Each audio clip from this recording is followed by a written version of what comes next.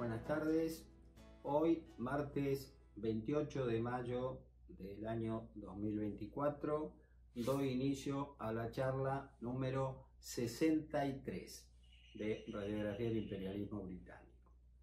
Bueno, en el día de la fecha voy a contar, les voy a relatar cómo fue el arribo del general José de San Martín al mando del Ejército Libertador del Perú a ese país que en ese entonces todavía era un virreinato. Como recordamos, el 20 de agosto de 1820, la expedición zarpó del puerto chileno de Valparaíso rumbo al Perú. 10 días más tarde fue azotado, el 30 de agosto de ese año, por la famosa tormenta de Santa Rosa.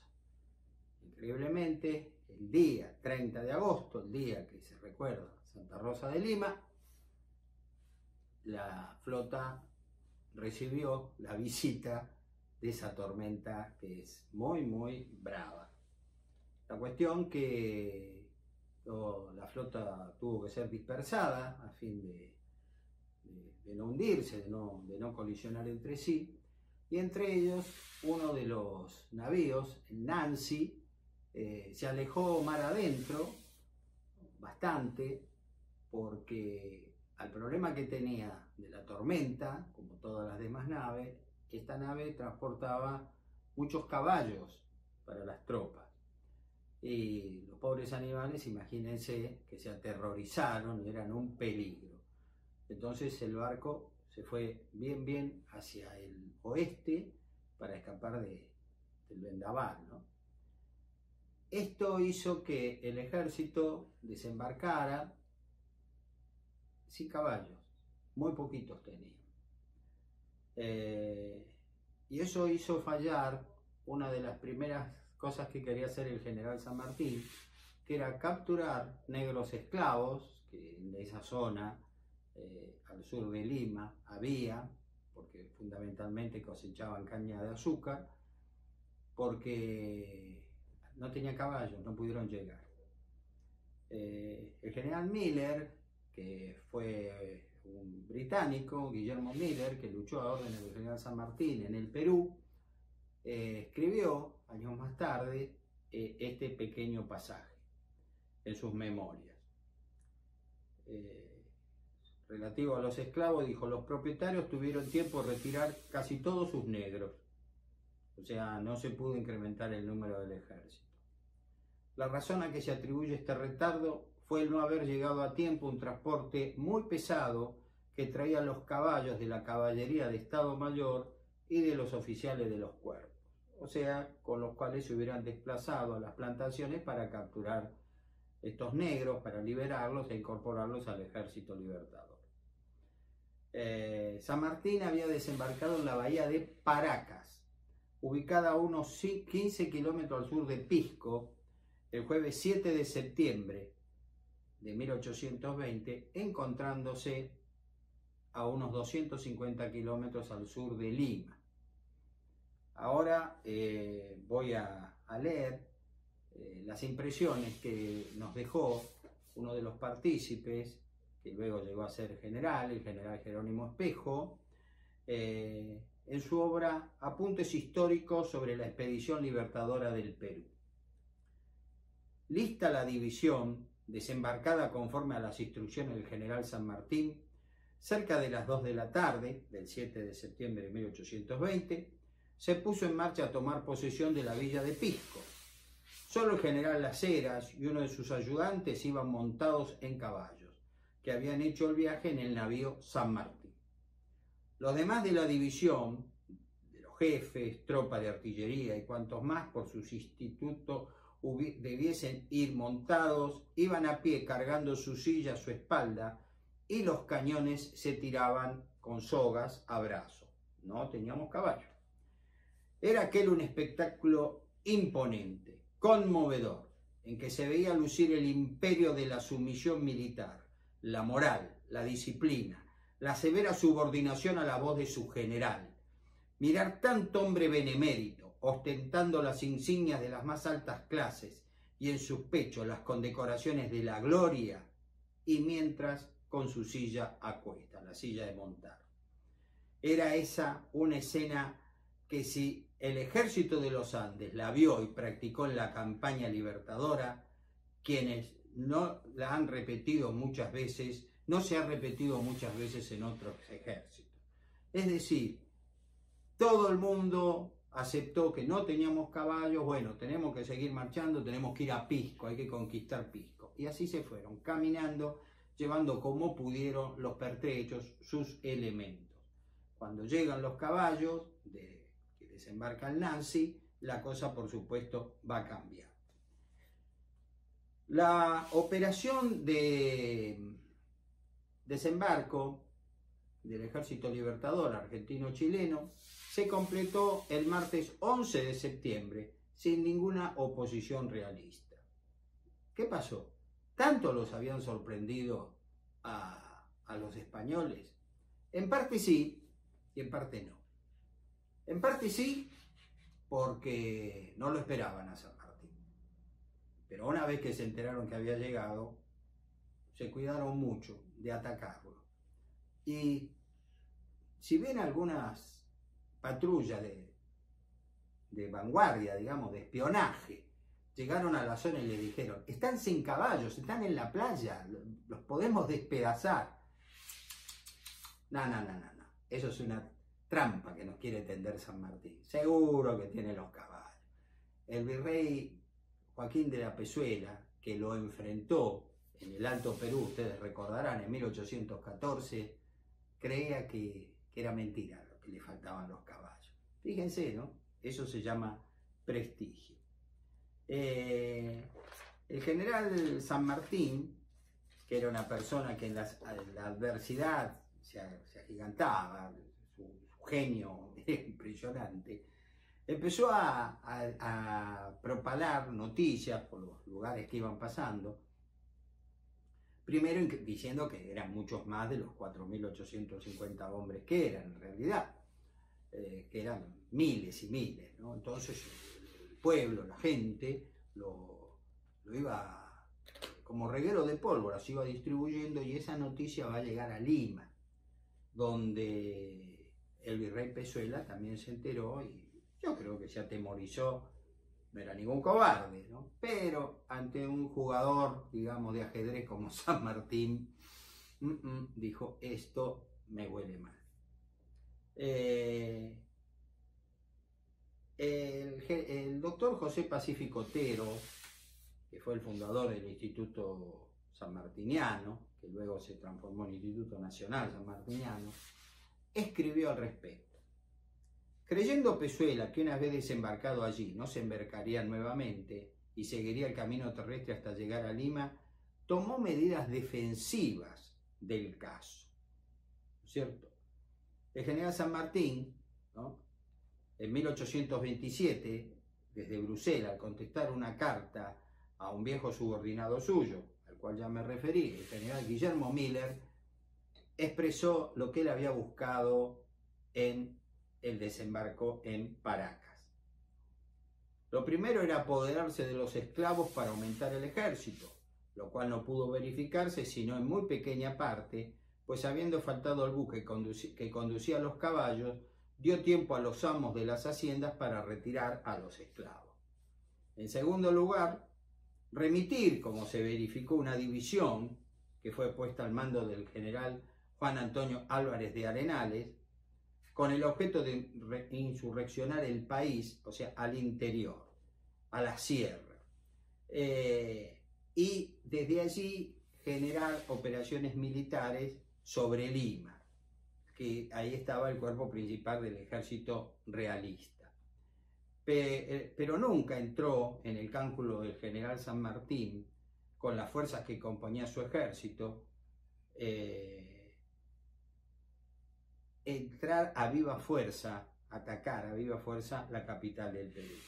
No tenía suficientes efectivos, no tenía suficiente armamento, o sea, no podía atacar Lima, como Pezuela mucho se temía.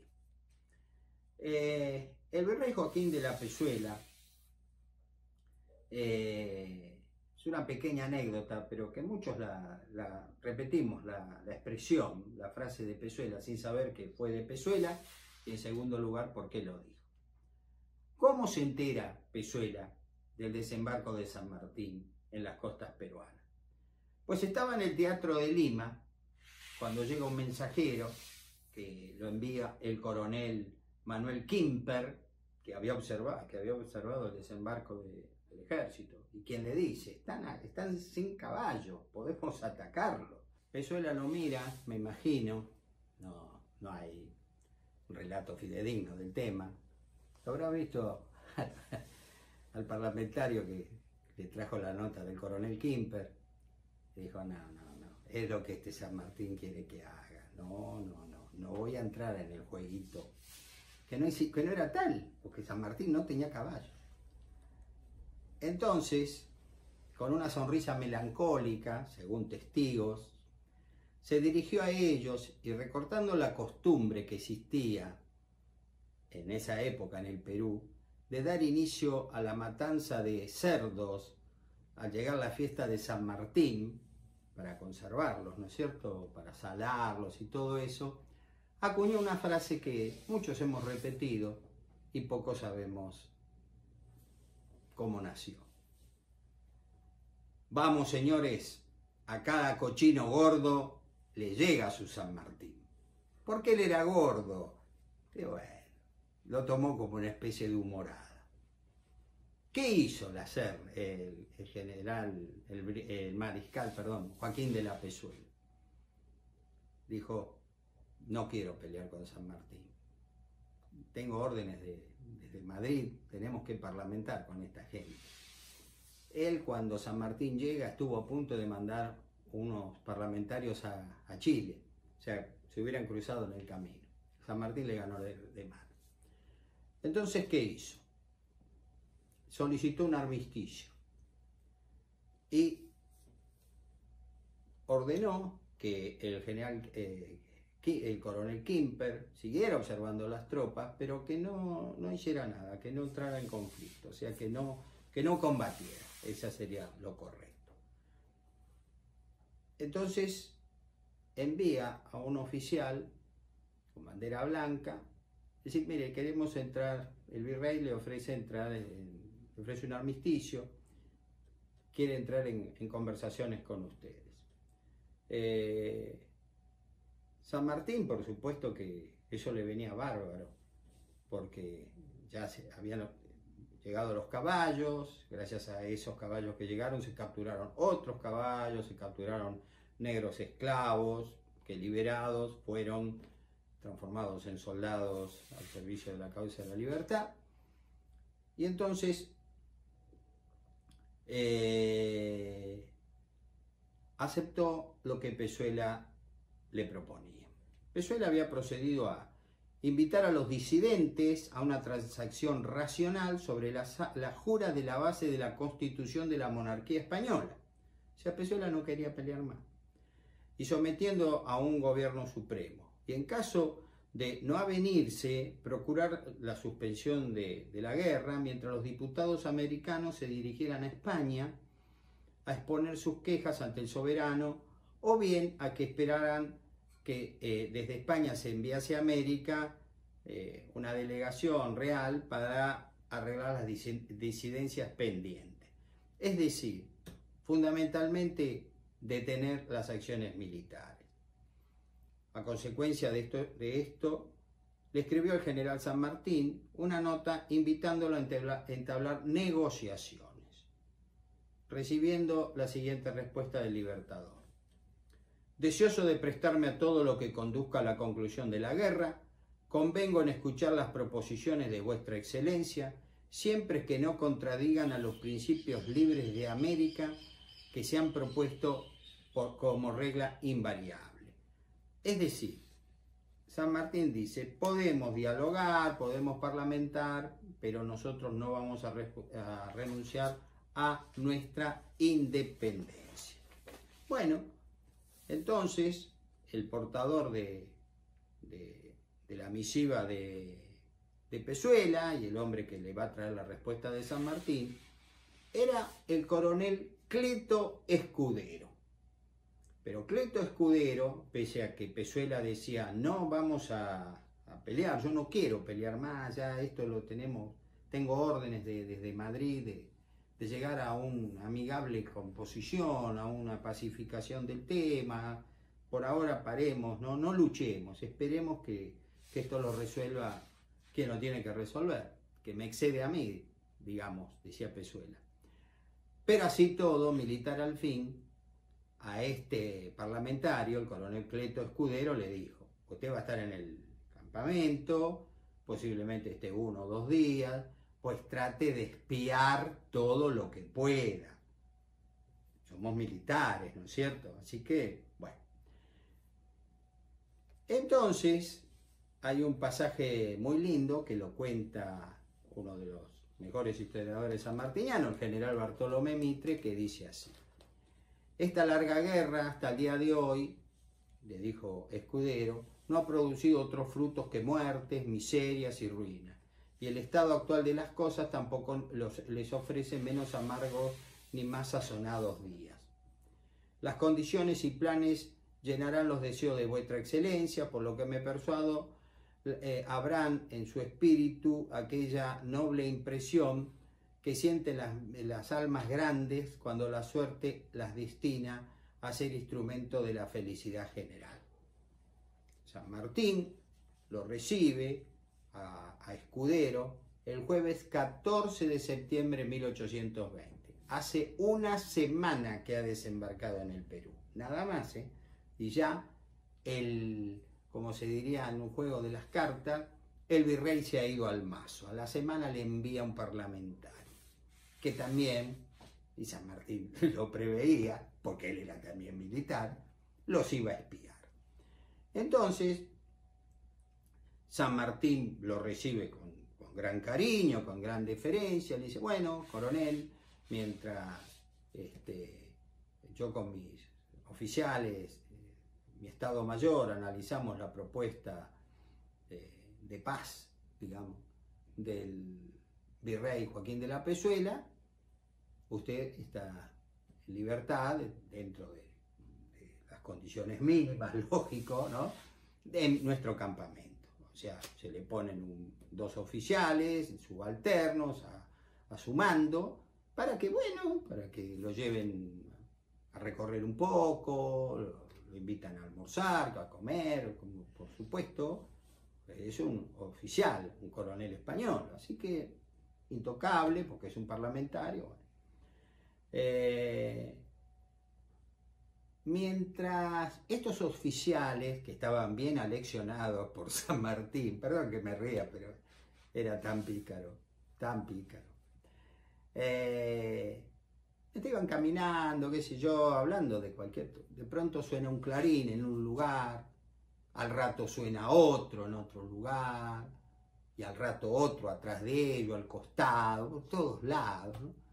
Entonces, cada clarín era un cuerpo de ejército. Entonces, Cleto Escudero, el coronel, como quien no quiere las cosas, les pregunta cuántos hay. Estos que dicen, exageran, por supuesto, tenemos un montón, está lleno.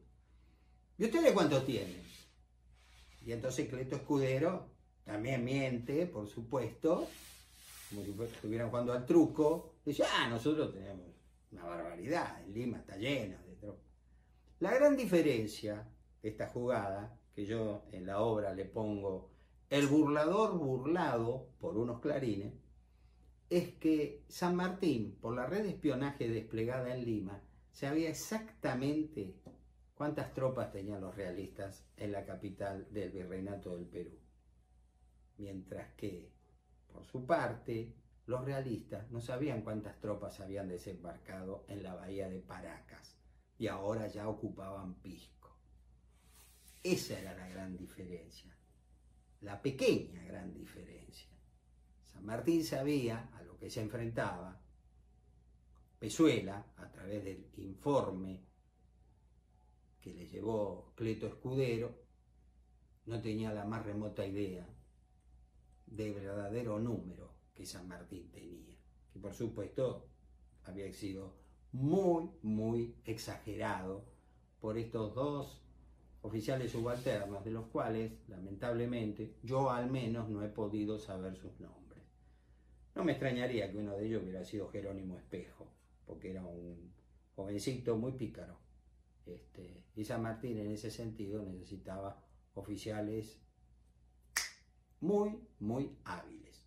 O sea, que como quien no quiere la cosa, le dijeron lo que Cleto Escudero quería escuchar, que supuestamente era verdad, cuando en realidad era una gran mentira.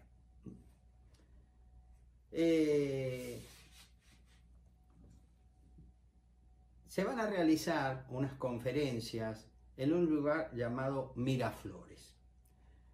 San Martín designó como parlamentario al coronel Tomás Guido, un hombre de su absoluta confianza y amistad, y al doctor Juan García del Río, mientras que los realistas designaron al conde Vivar de la Fuente y al teniente de navío Dionisio Capaz, actuando como secretarios el doctor Hipólito Unanue. Estas conferencias se realizaron en la estancia Miraflores, como acabo de decir, ubicada a 11 kilómetros de Lima, a partir del domingo 24 de septiembre de 1820, y se extendieron por 6 días. O sea, van a terminar el día 30 de septiembre. San Martín, a la fecha de su terminación, hace 23 días que está en Lima, y San Martín se está incrementando sus fuerzas, capturan esclavos, vuelvo a repetir, los liberan. Muchos peruanos libres llegan para alistarse en el ejército, y lo más importante también, o una de las cosas muy importantes, están llegando cada vez más caballos. O sea, el ejército de a poco empieza a ser un ejército como San Martín quería, de caballería. El Libertador estaba convencido que en estas conferencias de Miraflores nada iba a lograr, nada iba a lograr. Pero él aceptó pícaramente porque ganaba tiempo, y el tiempo, en este caso, era su gran aliado, mientras que el poder realista de Lima, del virrey Joaquín de la Pezuela, se iba derritiendo como si fuera un cubito de hielo. San Martín, por su parte, se iba incrementando. ¿Por qué?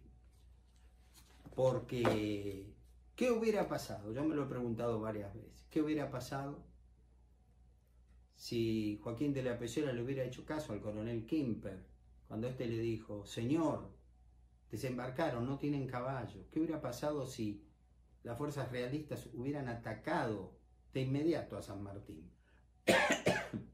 Posiblemente hubiera sido un desastre para las fuerzas libertadoras. Pero bueno, Joaquín de la Pezuela le temía a San Martín, pese a que no era ningún cobarde. No nos olvidemos que ganó batallas muy importantes, ¿no?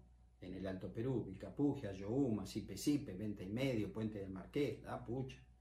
Sí, ganó. Era mariscal de España, por eso fue nombrado virrey del Perú. Pero, sin embargo, frente a San Martín, el mariscal de España tuvo un comportamiento prácticamente de un cadete. Respeto que se le dice al adversario. Los comisionados del virrey hicieron una serie de propuestas de enviar parlamentarios a España para arreglar las cosas, para evitar que siga la guerra, bla. Yo en la obra, en el 4º tomo, Radiografía del Imperialismo Británico, relato punto por punto esto. Pero como a veces les digo a ustedes, en estas charlas que tenemos, yo tengo que ir sintetizando sobre la marcha, porque si no sería algo muy pesado de poder contarles, ¿no? Sería muy aburrido y durarían horas. En vez de durar más o menos 35 o 40 minutos estas charlas, durarían horas, lo cual sería inviable. Pezuela llegó a ofrecerle a San Martín que se quedara con las provincias del Alto Perú, pero que no avanzara más. San Martín, que vuelvo a repetir, le había hecho creer que tenía muchísimo más de lo que verdaderamente tenía,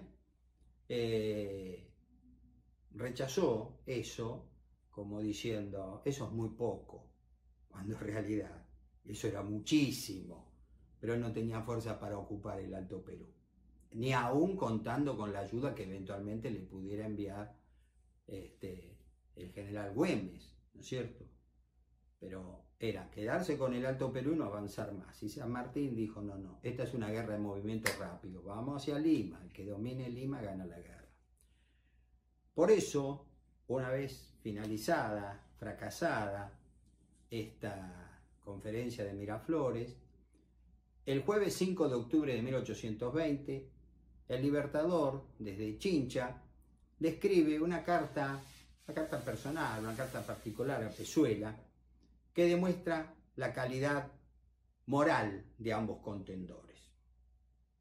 En un párrafo de la misma, San Martín le dice, en fin, señor general, si ha de hacerse la guerra y cabe en esto alguna satisfacción, será ciertamente la de hacerla con usted, cuya opinión me inspira la confianza de que disminuirá por su parte las desgracias de esa fatalidad, que es la guerra, asegurándole que por la mía nada excusaré con el mismo fin. Es decir, la guerra la vamos a hacer lo más civilizada que se pueda. Yo confío en usted, usted puede confiar en mi palabra que yo voy a proceder de la misma manera. 2 días más tarde, el general San Martín recibe la respuesta del virrey Joaquín de la Pezuela, que estuvo a la misma altura moral que el Libertador. Ya que no hay otro arbitrio, aseguro a usted que haré la guerra con todos los lenitivos que demande la humanidad, porque así lo adquiere mi carácter y así también me lo mandó el monarca, cuyas paternales inspiraciones jamás se han desatendido. Como los españoles culparon a San Martín del fracaso de la conferencia de Miraflores, este le respondió con una brillante operación de inteligencia, porque para mí el general San Martín fundamentalmente fue un hombre de inteligencia, que fue imprimir una nota desmintiéndolo a los españoles de ese resultado negativo y acusándolos a ellos, que ellos hicieron fracasar la oportunidad de llegar a una pacífica solución momentánea, si ustedes quieren, mientras se resolvía el caso con envío de parlamentarios a España y luego de España que vinieran al Perú. San Martín, en esa nota, que llevaba una imprenta, dijo: he dado a mi ejército las órdenes que se está acostumbrando a cumplir y he abierto la campaña sin temor, aunque con gran sentimiento.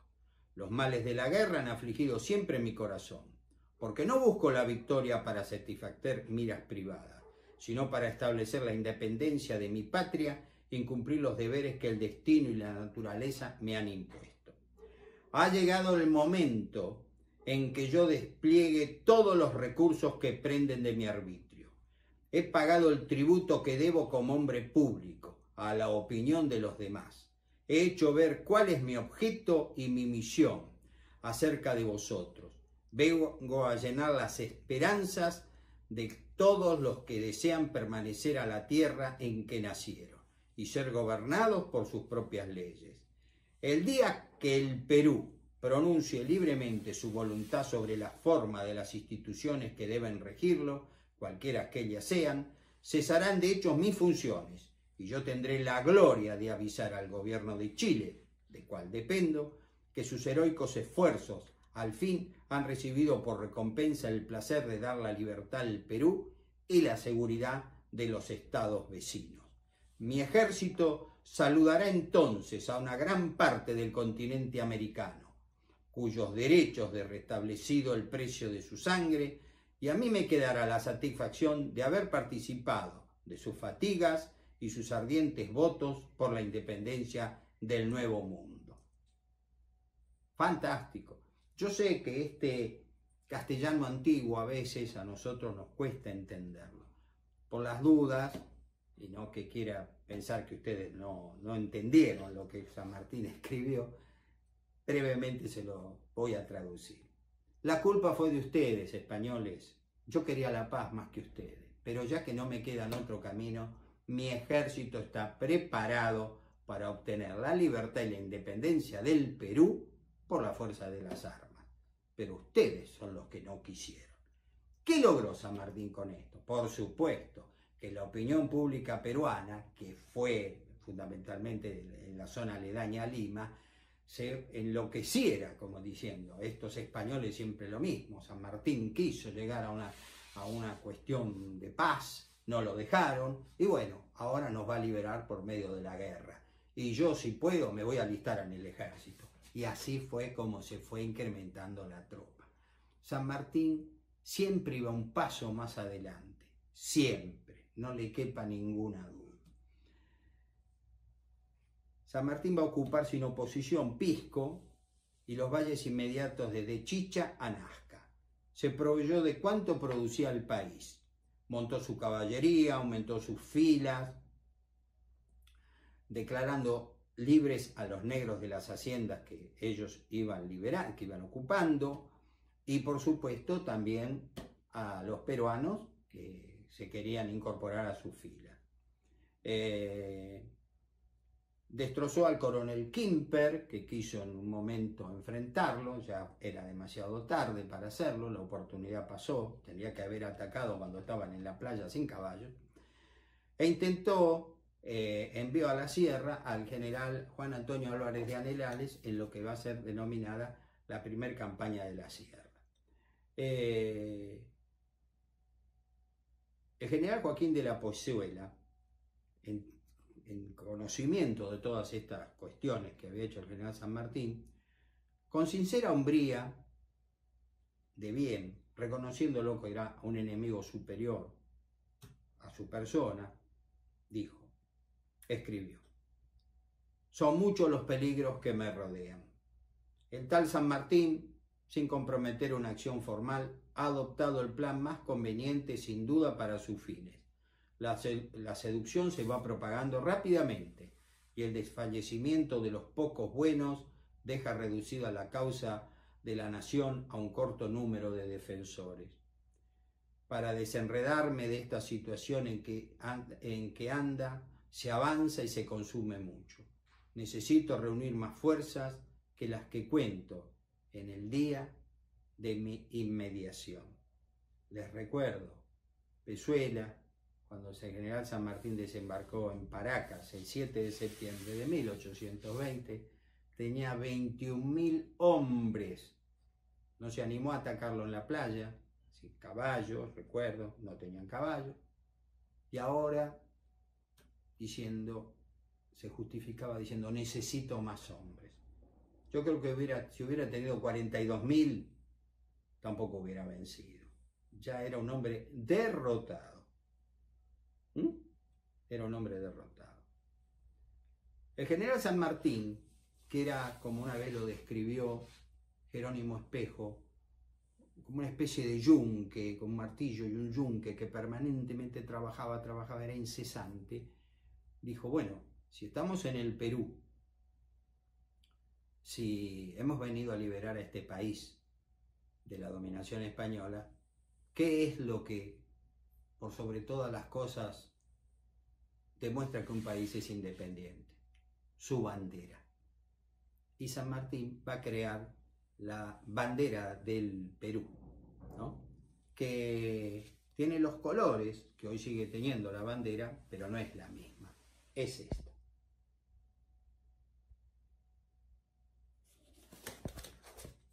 Esta hermosa bandera, que fundamentalmente tiene los colores blanco y rojo, se crea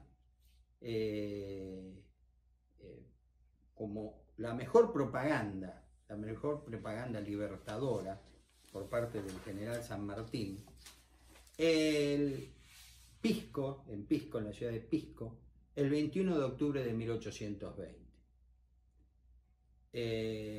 Dice, en parte del decreto de creación, dice: todos los habitantes de las provincias del Perú que están bajo la protección del Ejército Libertador usarán como escarapela nacional una bicolor de blanco y encarnado, rojo. El primero en la parte inferior y el segundo en la superior. El pueblo peruano empezó a ponerse pequeñas escarapelas rojas y blancas. Esa era la bandera de la libertad y de la creación de un nuevo país llamado Perú. Mientras San Martín, yo lo voy a nombrar acá, no lo voy a destacar, detallar, perdón, todo lo que hizo el general Álvarez de Arenales, el hachado. Acuérdense que tenía cruzada la cara de un sablazo recibido en la batalla de La Florida, el 25 de mayo de 1814 en el Alto Perú. Su apodo le quedó el hachado. Era un leal oficial al general San Martín. Realizó proezas en la primera campaña de la Sierra. En esta, las tropas que lo acompañaron, en total eran 1138 hombres, estaban al mando del teniente coronel chileno Santiago Aldunate, del sargento mayor Ramón Antonio Dehesa, y de un escuadrón de granaderos a caballo al mando del sargento mayor Juan Galo de la Valle, y unas pocas piezas de artillería. Pues estos hombres crearon un verdadero desastre en la sierra peruana y vencieron a los españoles en diferentes combates, logrando de ese modo que Pezuela no supiera bien de dónde lo iban a atacar. Cuando recibía que estaban luchando en la sierra, dice: pero ¿por qué en la sierra no vienen hacia Lima? Pues San Martín nunca quiso entrar en Lima peleando, ya lo expliqué, no tenía los suficientes efectivos, no tenía la suficiente fuerza, pero tenía inteligencia de sobra para enloquecer a Pezuela. Esta división, la campaña de la Sierra, obtuvo éxitos tras éxitos, ¿no? Pasco, por nombrar alguna, Nazca, fueron combates fantásticos y fueron creando entre los españoles la creencia de que verdaderamente estaba todo perdido. El avance de esta fuerza por la serranía les hizo creer a los indígenas peruanos de un pequeño pueblito llamado Cangallo que estaban próximos a ser liberados. Entonces ellos, por las de ellos, se levantaron en armas contra los españoles y fueron vencidos. Y se volvieron a levantar, fueron vencidos. Y en el tercer intento, los españoles, en una cosa que fue verdaderamente una mancha para la gloria del ejército español, los arrasaron, los mataron a todos los que pudieron capturar y quemaron el pueblo de Cangallo, ¿no? Según una orden que va a aceptar el nuevo virrey del Perú. Me adelanto un poco, pero le pareció muy bien lo que se hizo con el pueblito de Cangallo. Aprobó que fuera destruido, arrasado, porque de ese modo era borrado para siempre del catálogo de los pueblos por su rebeldía. Cuando San Martín libera, cuando las tropas sanmartinianas liberan los restos de Cangallo, el general San Martín no le pidió prácticamente nada al gobierno de Buenos Aires, pero en una carta escrita al gobernador Martín Rodríguez, un viejo amigo suyo, le pidió que una calle de Buenos Aires llevara el nombre. Y así fue que por decreto del viernes 22 de marzo de 1822 se decretó que, una de las calles de esta capital se denominará calle de Cangallo. La calle que lleva este nombre será una de las asignadas para llevar los nombres que inmortalizan las victorias del país. Pero Cangallo hoy no existe más en Buenos Aires. ¿Qué pasó? En 1984, hace 40 años, durante la presidencia del doctor Raúl Ricardo Alfonsín, Cangallo, luego de 162 años, fue borrada del catálogo de las calles porteñas. Y desde entonces se llama Teniente General Juan Domingo Perón. Honestamente, me parece un hecho vergonzoso lo que aconteció hace 40 años. Y si bien yo no creo que hoy se le pueda volver a denominar Cangallo a Perón, sí me gustaría que alguna calle porteña llevara el nombre de Cangallo, porque en definitiva fue una de las pocas cosas que el Libertador pidió a Buenos Aires y lamentablemente hace 40 años la borraron del catálogo de las calles porteñas. Han sido ustedes muy amables, disculpe si me excedí un poquito, pero bueno, estamos con San Martín en el Perú. Muchas gracias y será hasta la próxima.